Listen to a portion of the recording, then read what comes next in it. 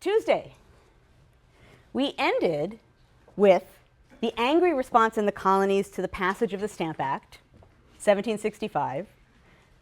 I described Patrick Henry. We had our famous revolution moment number one. Patrick Henry speaking out in the Virginia House of Burgesses, talking about what he dramatically called his colony's dying liberty. And at the very end of the lecture, I mentioned that in May of 1765, the Virginia House of Burgesses passed some protesting resolutions, ultimately known as the Virginia Resolves. I think I said resolutions on Tuesday, and let's stick with resolves, the Virginia Resolves. And the Virginia Resolves said, that there were a number of different, obviously, resolves in the Virginia Resolve.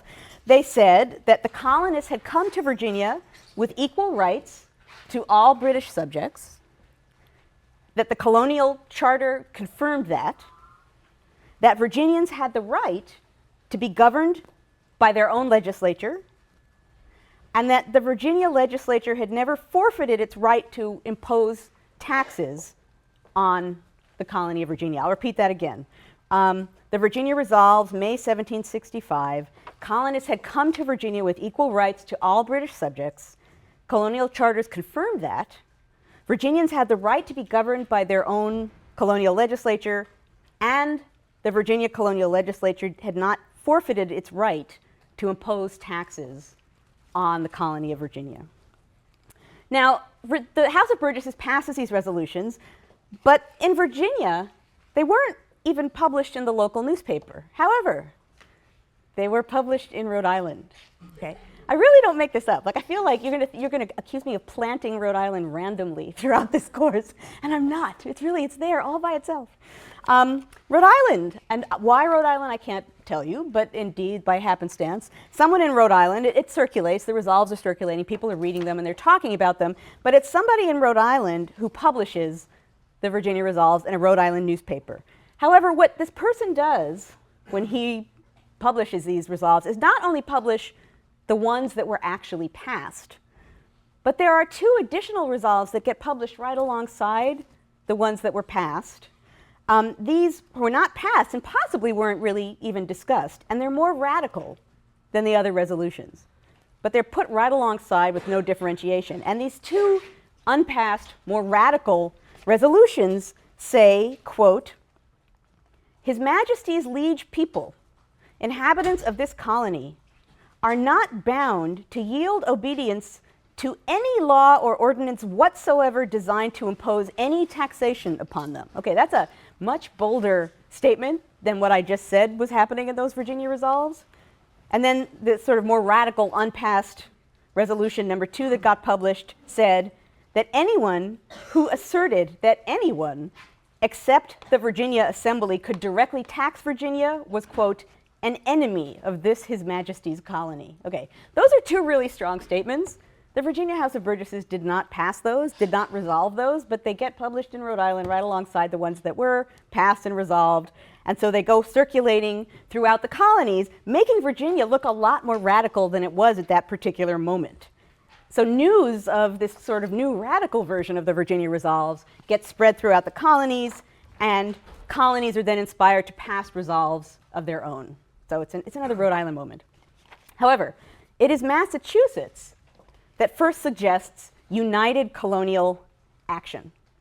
So in June of 1765, the Massachusetts Assembly sends a circular letter to all of the colonial assemblies. And a circular letter is kind of what it sounds like, a letter intended to circulate to all of the colonial assemblies, inviting them to meet in a Congress in New York in October of 1765, quote, "to consider of a general and united, dutiful, loyal, and humble representation of their condition to His Majesty and the Parliament, and to implore relief."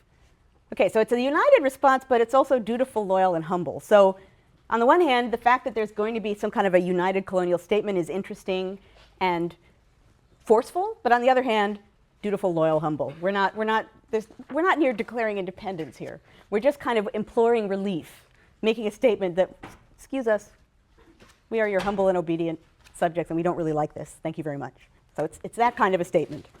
9 colonies responded. New Hampshire declined to participate. Virginia, North Carolina, and Georgia couldn't participate because their governors didn't convene their assemblies to elect delegates, so there were no delegates elected. But all in all, there were 27 men who took part in what came to be known as the Stamp Act Congress, right? Easy enough to remember. The Stamp Act Congress, which met for much of October in 1765. Okay, the Stamp Act Congress. The Stamp Act Congress was actually the first of what we're going to see is a series of extra legal organizations created outside of the regular colonial political system to resist and reform British policies. Okay, so it's a significant action on the part of the colonies. And ultimately, the Stamp Act Congress passed a series of declarations, and they kind of echo some of the resolutions and declarations that had been circulating, and they're going to sound not drastically different from some of the logic that I've been talking about in the last lecture or two. And I'll just mention 4 of the resolutions passed by the Stamp Act Congress. They declared that they owed their allegiance to the crown like any British subject. They declared that they were entitled to the rights and liberties of any British subject. They said that British subjects in the colonies could not be taxed without their consent. And they declared that trial by jury was the right of every British subject in the colonies. So you can see they're statements saying, well, you know, we're British subjects like any other British subjects, and we're demanding the rights and liberties of other British subjects. Now, it's important to note the resolutions are not saying that Parliament had no right to regulate trade in the colonies. They're just saying that Parliament cannot directly tax the colonies without their consent. So again, it's a direct statement, it's a strong statement, but it's a respectful statement, and it's not boldly sort of altering, at least in the minds of the colonists, an enormous change of policy. They're kind of stating what they think the state of things is. So clearly the Stamp Act Congress is a step towards colonial unity. It's a significant step. Now, actually, I want to add at this point the answer to a question that someone asked at the end of class on Tuesday. He's lurking over there. I think that was yes. It was a really good question. I answer questions, and then I actually answer them in class. It was a really good question. And the question was, did anyone in Parliament actually oppose the Stamp Act? And if they did, what was the logic? It's actually a really good question. And although I knew the answer was yes, I couldn't tell you very much detail about that yes. So I went and did a little research. And it's interesting. Most members of Parliament assumed that the Stamp Act was, I suppose you could say, constitutional, or that it was, you know, above board, proper, that there was nothing wrong with it as far as procedurally. And most members of Parliament assumed that the colonists would agree. It's constitutional, above board, there's nothing wrong with it as far as the fact that it exists. The Stamp Act is perfectly proper. Some members of Parliament, and not a lot, but some, did admit that maybe Parliament was treading on dangerous ground. But even these people didn't worry about the Stamp Act on constitutional grounds. They didn't say, wow, I wonder if we have the right to do this. Rather, they worried that maybe the colonists were going to be unhappy because the Stamp Act maybe would seem too burdensome. Or they worried that maybe the colonists would think this was some kind of an aggressive display of parliamentary power. But members of Parliament were actually not worried about this seeming as though it's something that wasn't proper, wasn't allowable, wasn't supposed to be done within the confines of the British imperial system. So basically what you're seeing here is sort of a version of what I've been saying in a variety of different ways so far in this course. I've been talking about different mindsets developing, and both sides sort of not necessarily understanding that there are different mindsets evolving here. What you're seeing here is basically members of Parliament just fundamentally not seeing that the colonists had developed a different understanding of the workings of the British imperial system, and those members who were worried about the act, they were worried about it being unpopular or maybe seeming too strong, but they were not worried about any larger sort of legal rationale. As one member put it, I thought this was kind of a neat quote, "We are working in the dark, and the less we do, the better." I think that's a great quote, because it's basically a member of Parliament saying, I'm not entirely sure. We don't really know what we're doing, and we don't really know how they're going to respond. So we actually need to be careful with what we're doing, because we just don't know what the response is going to be. They may not like it. There actually was only one member of Parliament who was a planter in the West Indies, one guy who predicted, I think this Stamp Act is going to produce discord and confusion in the colonies, right? One guy. So probably afterwards he was the guy saying, yeah, told you. You should have listened to me. I told you. I knew. Okay, so that's the answer to that question. It's a really good question because I had just never looked that up in any detail before. Okay, so far, we've largely been talking about speechifying, paper pushing, resolves, declarations, newspaper announcements. But in Boston, we're now about to see some physical resistance. Because there, some radicals decided no more words, action. And these Boston radicals, as you're about to see, they deployed a long-held colonial tradition of resistance. They basically planned a mob action. Now, it's important to note that mobs in early America weren't sort of wild, violent, out of control, oh my gosh, it's a riot kind of actions. In a way, they were sort of part of the political system, something that people were supposed to do when they felt outraged. I mean, it was sort of a way of venting popular protest. And usually, early American mobs were pretty conservative. They were usually focused on protecting the good of the community from things like unfairly high food prices or illegal business practices. Normally, they weren't really excited about tearing things down. Normally, they involved some marching and some yelling. There was a lot of effigy burning, and then people went home. So early American mobs, again, are almost kind of procedural. They're sort of what happens when you're upset and you're a member of the public. And it's not only sort of average members of the public. It's not only the masses taking part in these kinds of protests. All levels of society might take part at one time or another. So in the summer of 1765, some Bostonians decide they're going to take advantage of this tradition. A group of Boston radicals, who eventually call themselves the Sons of Liberty. So here's yet another. Now we're starting to get to the part of the course where these things come out of my mouth and you're like, ding, ding, ding, ding, ding, Revolutionary War moment, Sons of Liberty. We had Patrick Henry. We're going to have another one by the end of the lecture today. But here's one, Sons of Liberty, Boston.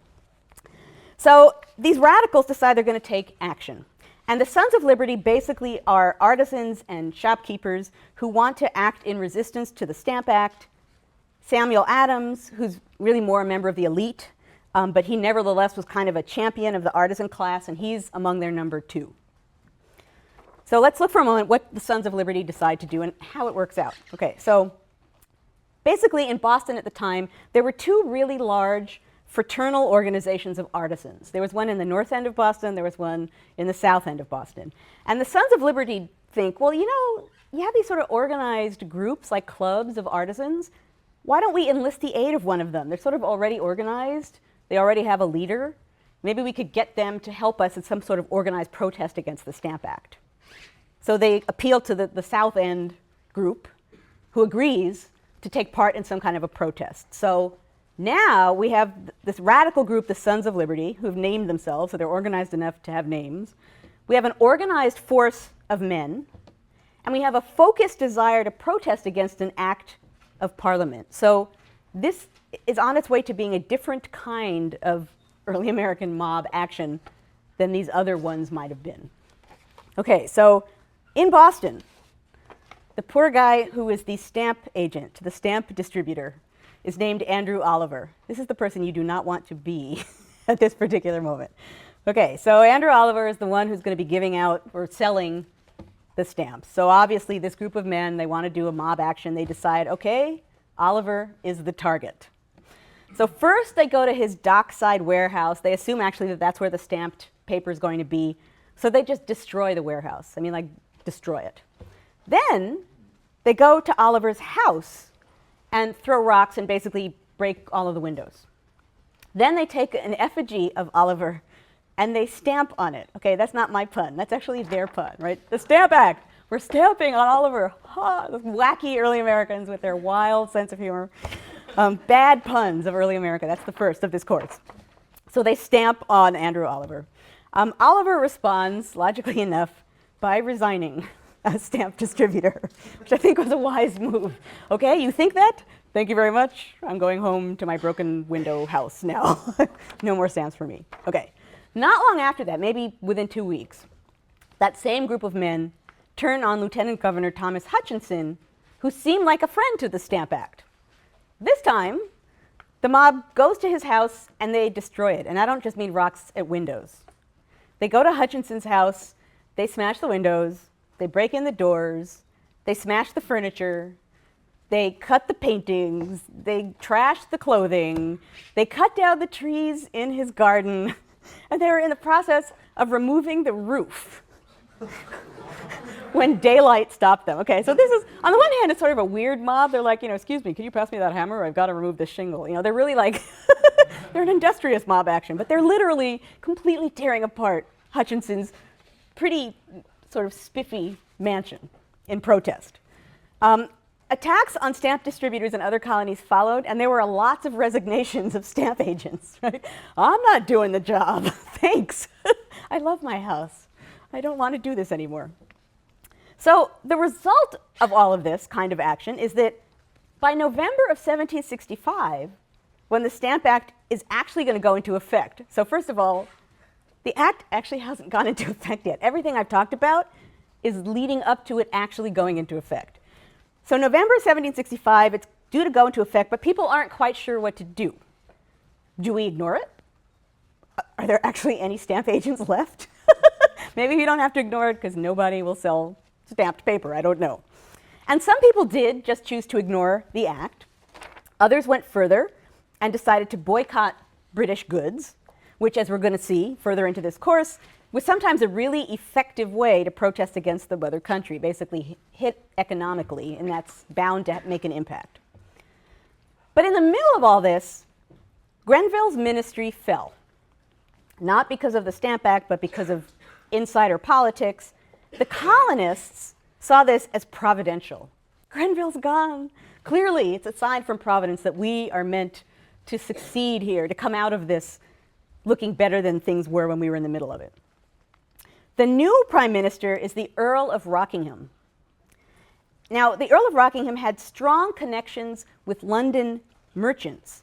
London merchants clearly are people who are going to be deeply affected by colonial boycotting. So they want the Stamp Act repealed. So we've got this new prime minister, the Earl of Rockingham. He's in with the merchants who are being hurt by the boycott. The idea now is it would be a fine thing if we could figure out a way to repeal the Stamp Act, but the problem, of course, is figuring out how to repeal it without seeming weak, while holding your ground. And Rockingham eventually did repeal the Stamp Act in March of 1766, but to save face, he assigned blame to the wounded British economy. He did not say anything about colonial rights. He said, well, the economy is suffering, and so we will repeal the Stamp Act. He also passed, at the same time, the Declaratory Act, which declared, in short, that Parliament could pass laws for the colonies, quote, in all cases whatsoever. Okay, the Declaratory Act of 1766, really strong statement. It's like, yeah, we're going to repeal the Stamp Act, but we're going to pass this other act that says, no, we can basically pass laws for you however we want to pass them. So we're not caving. We're just sort of giving in on this one little point. Now, to Britain, the Declaratory Act asserted their control over the colonies, their legal control over the colonies in all cases. To the colonists, because it mentioned legislation but not taxes, it seemed to suggest that maybe they had made their point, that Parliament is not going to assert taxation. So in a way, the Declaratory Act makes things worse. It worsens ongoing misunderstandings between Parliament and the colonies, the British not fully understanding the colonial mindset about the workings of the empire, the colonists not viewing their own logic as exceptional in any way. They assume that their logic has been understood. The Declaratory Act also didn't really encourage compromise, because if you think about it, moderates on all sides were discredited. In England, the Declaratory Act asserted parliamentary power, so it's a strong statement of power. In the colonies, radicals ruled the day because it seemed as though they'd made their point. So as far as the colonies were concerned, the Stamp Act crisis moved many to accept radical leadership. It appears to be working. It also revealed to the colonies the power of uniting the colonies to bring pressure against England, which also seemed to have worked. Now, once again, in the middle of all this, the prime minister yet again is replaced. Clearly, this is not the time to be a prime minister in England. It's kind of a rocky time going on. So rocky time was not meant to be a pun. The Earl of Rockingham goes down in this rocky time. And Charles, yeah, I heard a groan. I didn't do it on purpose. It just sort of happened. I'm sorry. It's a bad pun that I take full responsibility for. But the early Rockingham, his ministry falls. Charles Townshend takes his place. Charles Townshend, the new prime minister, and he's given the task of balancing the budget in 1767. And like Grenville before him, Townshend first looks to England itself and issues new taxes in England, but again, he still needs more income, and he does next turn to the colonies, and he devises a scheme that he thinks isn't going to be too upsetting to these sort of touchy colonials. He says he's going to proceed, quote, with great delicacy, right? Because it's clear now they get upset over there. They get upset. We need to be careful. I'm going to proceed with great delicacy. He understands their sensitivity about this whole issue of taxation.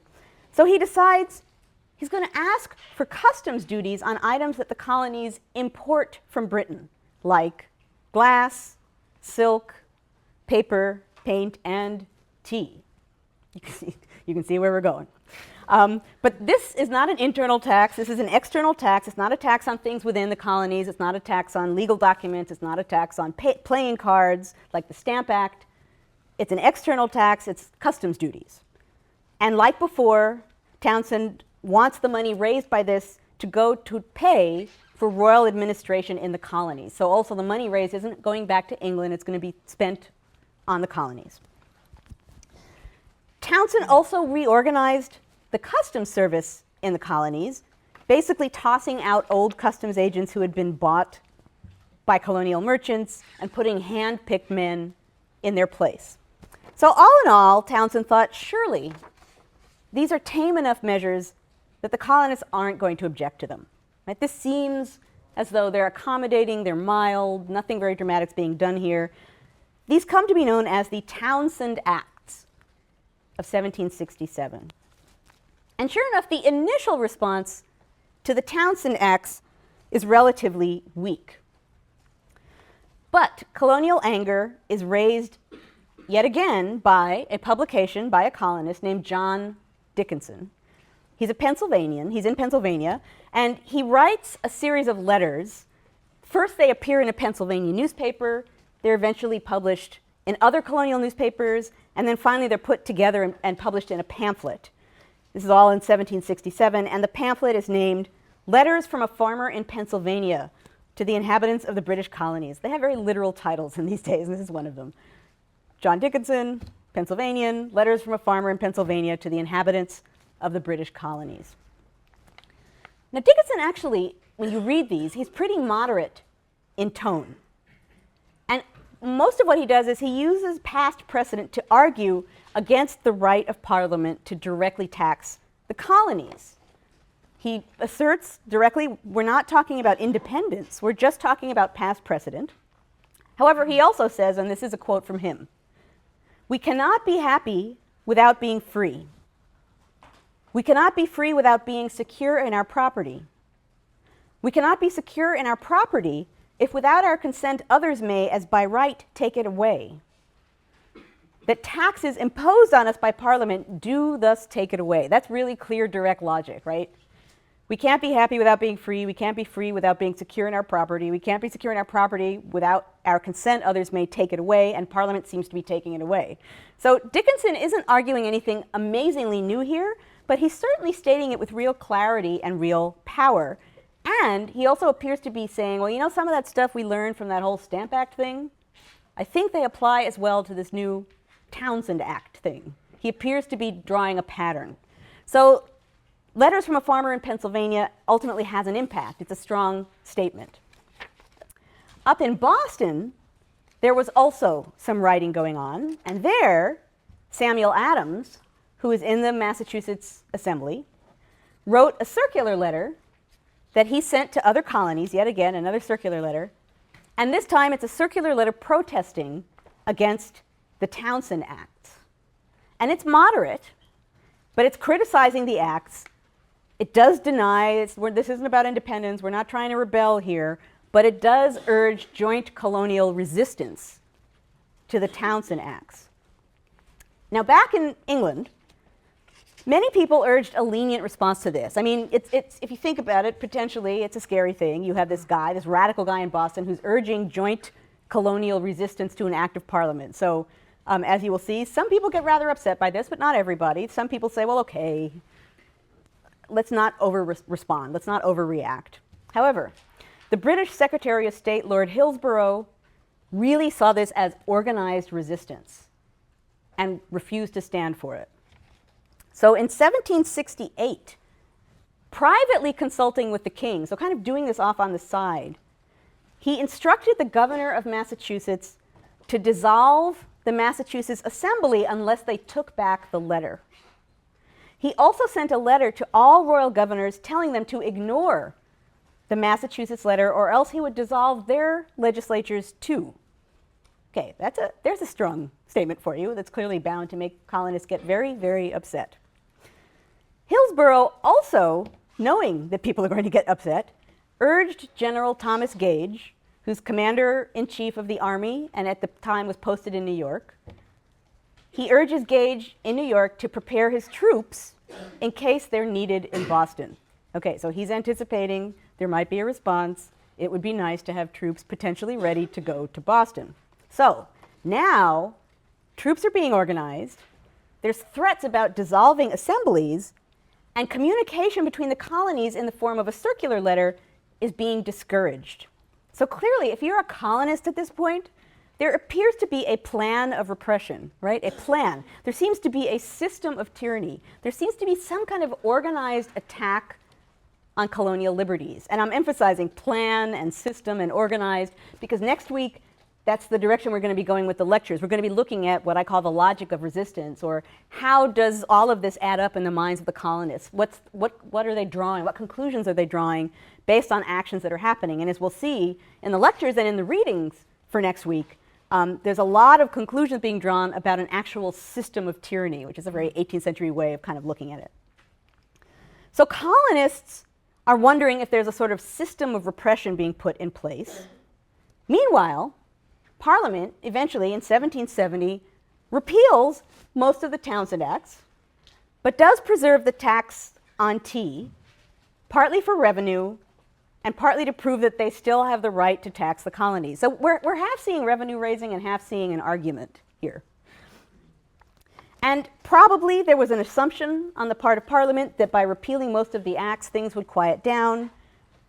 But as events in Boston were about to prove, this would not be the case. As we're about to see, between 1768 and 1774, Boston really ends up taking center stage. And thanks in part to the actions of Samuel Adams, who really is, you'll see today, a brilliant propagandist and a man with a really fierce sense of his rights, his British rights, and his grievances as an English subject.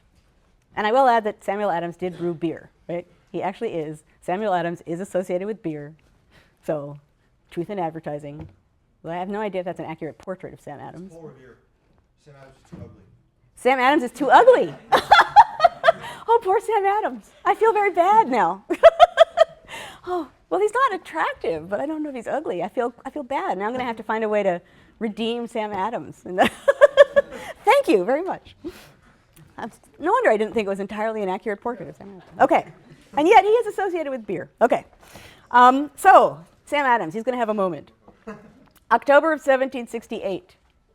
Troops actually arrive in Boston at the instigation of Massachusetts Royal Governor Francis Bernard, who's alarmed at this sort of radical rumblings that he's hearing. Parliament makes things worse in December of 1768 by proposing that the ringleaders behind that circular letter that seems like organized resistance, that they should be brought to trial for treason. And using an obscure law, they say that they should be brought to trial for treason in England. They should go to trial in England. Okay, again, not something that's going to make colonists really happy. Not surprisingly, when you have the next election for the Assembly in Massachusetts in 1769, a large number of radicals get voted in. And this new Assembly passes, logically enough, radical resolutions. Again, largely the work of Samuel Adams. The sadly not good-looking Samuel Adams. who declared in these resolutions that no man can be justly taxed by or bound in conscience to obey any law which he has not given his consent in person or by his representative. Okay, that's a stronger statement than the ones we've had before. What he's saying here, formerly, like other colonial assemblies, the Massachusetts Assembly was saying, well, Parliament can legislate for us, but they can't directly tax us without our consent. But this statement says, Parliament can't legislate for us if we have no say in the process. Bang. That's a very strong statement.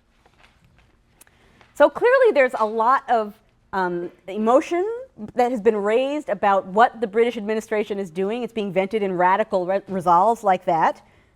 The arrival of troops in Boston in 1768 ended up really focusing these feelings of grievance, this anger, these sort of passions.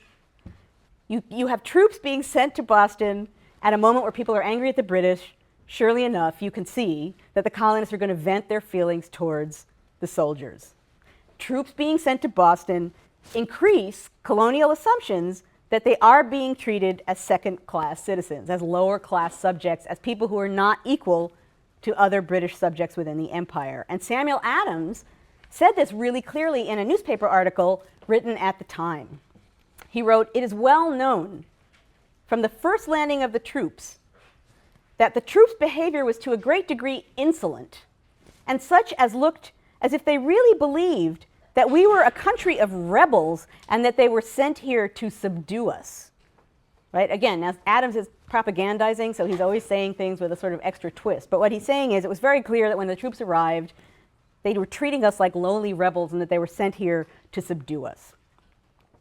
Okay, so given all of these feelings, fears about a tyrannical standing army, about some sort of system of tyranny, it makes sense that when these troops arrive in Boston, relations are not going to be good between people in Boston and soldiers in Boston. Which brings us to yet another sort of bell-ringing Revolutionary War moment. A particularly noteworthy act of resistance in Boston, later memorialized by clever colonial propagandists as the Boston Massacre, right? That's how we know it today. Colonists gave it that name. It's a snappy name, right? We kept that name. We like that name. It really has some zing, makes a political point. So let's look for a minute here at the details of the Boston Massacre, partly because they're really interesting, as you'll see. It's just a really interesting incident, but also because I think if you look at how the colonists and the soldiers are interacting, it really will reveal something about the dynamic of colonial British relations at the time. Now, first off, it's important to understand that the Boston Massacre wasn't this little isolated moment of conflict between soldiers and citizens. Between 1768 and early 1770, tensions were building between the colonists and the troops. And in early 1770, there actually were several different outbursts of hostility between townspeople and soldiers in Boston. So an example, on March 2nd, Samuel Gray, a rope maker, asked a passing soldier if he wanted a job. And when the soldier, who was probably underpaid, said, "Yeah, actually I could use a second job," Gray laughed and said, "Good, go clean my outhouse." This did not make the soldier happy. So the soldier slugged Gray, and Gray hit back, and soldiers ran out, and other colonists ran over, and there was a fight. There was a street fight. A few days later, March 5th, another fight broke out when another civilian said something insulting to another soldier, and they began punching each other, and there was another street fight. And that would be the first in a series of increasingly agitated clashes on that day, March 5th, 1770, that's going to end in gunfire. But obviously the Boston Massacre is not the first moment of conflict. Now, later that evening, there's a series of little outbursts that day, March 5th. Later that evening, a small boy walking out on the street began taunting a soldier, and the soldier responded by knocking him down. Well, the boy got up, went off, found some other colonists in the street, and complained that a soldier over there had knocked him down.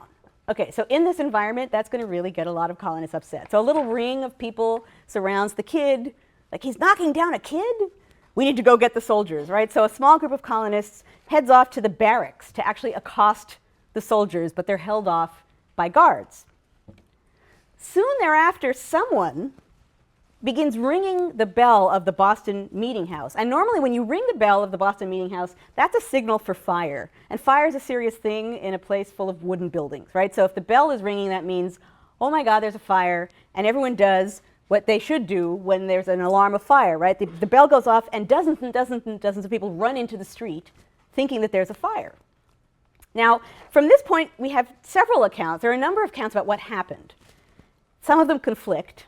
And we're going to be looking at two accounts today. We're going to be looking at one by British General Thomas Gage, I mentioned before, the commander-in-chief of the British Army in America. He's posted in New York, but he had gotten a very detailed report about what happened in Boston from his soldiers, his officers and men, on exactly what they think they experienced. And then the other account is by Samuel Adams, radical propagandist. Clearly is going to be a very different point of view. Okay, so Gage sends a very detailed report to a member of the King's cabinet in London based on what the British soldiers in Boston told him. Assuming that the colonists in general were insolent and were pushing to get more than they deserved, Gage says in his statement he suspects that the entire thing was deliberate. He thinks that there are some colonists who probably prearranged what happened, armed themselves with sticks, rocks, bricks, and snowballs. I'm sorry, but snowballs just never sounds like a scary weapon to me, even though bad things happen here. And I know I would not like to be hit with a snowball, but it's not like a brick. But the snowballs are, everyone's complaining about snowballs in these accounts, you'll see. Somehow it just makes it seem less serious. I don't know why. But anyway, he thinks it's deliberate. He thinks the colonists prearranged it, that they armed themselves with sticks, rocks, bricks, and snowballs, planned the ringing of the bell so that Bostonians would rise up at the signal and attack the soldiers. Okay, so this is what Gage assumes, and here's Gage's account. Many people came out of their houses supposing a fire in the town, and several officers on the same supposition were repairing to their posts, but meeting with mobs were reviled, attacked, and those who could not escape knocked down and treated with great inhumanity, right? Those crude, nasty colonists are treating the soldiers very badly. Different mobs paraded through the streets, passing the several barracks and provoking the soldiers to come out.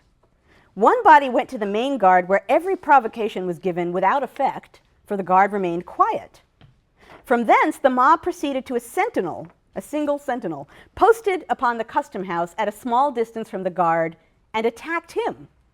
He defended himself as well as he could, calling out for help. Okay, there's like one guy, according to this account, and like the mob attacks the one guy standing in front of the customs house. And people ran to the guard to give information of his danger. So according to Gage, people see this one guy getting attacked by a bunch of people, and they actually, colonists, run to get other soldiers to help the one guy. So according to Gage's account, they're not all crazy radicals in Boston. Some of them are out there helping us. Captain Preston, hearing the sentinel was in danger of being murdered, already we got to murder really fast, he detached a sergeant and 12 men to relieve him, and soon after followed himself to prevent any rash act on the part of the troops. This party, as well as the sentinel, was immediately attacked. Some colonists throwing bricks, stones, pieces of ice, and snowballs, once again the snowballs, at them, whilst others advanced up to their bayonets and endeavored to close with them, to use their bludgeons and clubs, calling out to them to fire if they dared, and provoking them in the most opprobrious language. Right? Again, rude colonists behaving badly. So, we have a group of soldiers, they're lined up in front of the customs house, running to protect a fellow soldier, supposedly being murdered at the hands of a crude and angry mob armed with sticks and rocks and snowballs. Okay, let's segue over to Adams. Adams writes a series of newspaper essays for the Boston Gazette describing the same incident, often quoting testimony from the trial of the soldiers that obviously takes place after this incident, but also obviously quoting them and telling the story with his own radical flair. Now remember here the different reasons for these accounts. And this is actually a great example of the importance of thinking about the nature of historical evidence. Who things are written to and why they're written has a lot to do with how you interpret them, right? You have these two documents being written for really specific reasons to a very specific audience. So Gage is trying to explain to royal authorities a shooting that never should have happened. He has to somehow justify this. So he's appealing to the people he sent the letter to, whoever this royal authority was, and he has to assume that other royal authorities are going to see it. He's appealing to them as fellow sophisticated Englishmen who understand the nature of things out in this sort of frontier colony area, crude colonists, upset colonists. So in a sense, Gage is offering sort of an extreme version of some typical English sentiment about the colonies. Adams is writing to the colonial public, and he's trying to raise a public outcry against the soldiers, and obviously by association, against the British administration. And clearly Adams is going to want to depict these soldiers as cruel and tyrannical, as all standing armies are. So in a sense, Adams is certainly going to be offering an extreme version of some colonial sentiment at the time about the soldiers and maybe about the British administration generally. Okay, so here is Adams' version from the moment when the bell starts to ring. The ringing of the bells alarmed the town, it being supposed by the people in general there was a fire. As the people came into the street, the boy who had been knocked down told them that the sentry had knocked him down. Okay, and I'm actually quoting, so this, you can't blame me for this. The boy says, a sentry knocked me down, points at the soldier and says, "There's the son of a bitch that knocked me down." Okay. I love that that detail is in the newspaper. And that's another one of those things that, like, they said that in 1770? They did. Other people heard this and cried, "Kill him!" Okay. The sentry ran to the custom house steps, knocked at the door, but could not get in. Excuse me. They're going to kill me. He primed and loaded his gun and leveled it and told the people to stand off and called to the main guard. Various were the dispositions and inclinations of the people at this point. The cooler sort advised to go home. The curious were willing to stay and see the event, and those whose feelings were warmer perhaps partook of the boy's resentment. And here he's trying to justify, like, okay, there were some crazy radical guys, but they were probably upset with the boy, right? They weren't really angry. They were just, of course they'd be upset. The boy was attacked. The soldiers moved to help the sentry standing alone before the mob. Adams said the soldiers moved, quote, with a haughty air. They pushed their bayonets and damned the people as they went along. And when they arrived at their post, one witness, who is a young gentleman of a liberal education and an unspotted character, declared that one of the soldiers, whom he particularly named, loaded his gun, pushed him with his bayonet, and damned him. Ooh. Okay. So here, according to Adams, there's this rude, imperious British soldier treating the young gentleman of a liberal education and unspotted character like a lesser being. Okay. So now both narrators have gotten us to the same point. We have soldiers lined up. They've just very visibly loaded their guns. In front of them stands British Captain Preston, who's in command of the men, and in front of Preston is an angry crowd. So according to Gage, at this point, Preston, soldiers behind him crowd in front of him, he's trying to calm the situation down, and supposedly he's asked, "Are you going to ask those soldiers to fire on us?" And Preston says, "Yeah, see, the guns are behind me." "And you're in front of me?" "No, really." It wouldn't be a good idea for them to fire now because I'll die, right? He's like, no. It's a good point, I think. But all he could say had no effect, and one of the soldiers receiving a violent blow instantly fired. Captain Preston turned round to see who fired and received a blow upon his arm, which was aimed at his head. And the mob, at first seeing no execution done and imagining the soldiers had only fired powder to frighten them, grew more bold and attacked with greater violence, continually striking at the soldiers, hitting at their guns, and pelting them and calling out to them to fire. And we have Captain Preston's description of what he heard from the crowd. He says the crowd was yelling, "Come on, you rascals, bloody backs, lobsters, scoundrels." A great little string of insults. "Fire if you dare. You dare not fire." Okay, so Gage goes on. The soldiers, at length perceiving their lives in danger and hearing the word fire all around them, 3 or 4 of them fired, one after another, and again 3 more in the hurry and confusion. 4 or 5 persons were unfortunately killed, and more wounded. Okay, so that's basically the end of Gage's account. Clearly, in his account, the soldiers are under serious attack. Adams tells a different story. Adams says, yes, the crowd was yelling at the troops, but they had insulted the crowd and loaded their guns. Yes, they had sticks, but everybody was carrying sticks these days because everyone was scared of the soldiers, so everyone naturally walked around in the streets with sticks. Now, maybe that's true, which tells you a lot about the streets of Boston, or maybe it's not, in which case it's really creative. Yes, the crowd hit at the soldiers' guns, but they were trying to push them away. So Adams says it's not an uncontrolled mob, it's actually a group of people carrying their normal everyday sticks. Pushing in to hear Captain Preston answer the question about whether or not he was going to order the troops to fire. At this moment, Adams says, one of the soldiers was hit by a stick, staggered, fired his gun at the crowd, upon which several soldiers fired, and, says Adams, they reloaded their guns. They were going to fire again. Some of the crowd moved away. One man went up to a soldier and asked him to his face if he was going to fire, and supposedly the soldier said, quote, yes, by the eternal God, at which point the colonists knocked him down. I love all the detail. At this point, Preston called out to his men not to fire, and they stopped. And here Adams says, I am no soldier and never desire to be one, but I appeal to those who are, whether the words, don't fire, are words of command in the British Army, and whether there is not some other word which soldiers are taught to understand more proper to be given on such an occasion, which would have prevented such rashness. So here he's saying, the guy didn't even call out like ceasefire. He said, don't, stop. Great, thank you, Captain Preston. And then Adams describes the people who died. He makes special note of the fact that Gray, the rope maker who insulted the sentry by asking him to clean the outhouse, is killed in the clash. Coincidence or murder? Adams is good, right? And so here Adams is tossing out the suggestion that maybe the troops were just looking for an excuse to fire on the townspeople and really get that nasty Gray. Plotting, maybe, and the British too, as you've heard, are wondering if maybe this is a plot on the part of the colonists. Maybe they're actually just trying to rob the customs house, and this whole thing was an elaborate ploy by the colonists just to rob the customs house behind the guard. So you can really see from these two accounts and from the details contained within them the animosity and the sense of alienation between the colonists and the soldiers on both sides, and you can also see really dramatically the fears on both sides that there's some kind of a plot. There's some kind of a plot of resistance or tyranny, depending on which side you're on. Somehow this is organized and it's not good and it has to be stopped, and both sides have come to that same point. And I will stop there, and we will continue next week on to the logic of resistance.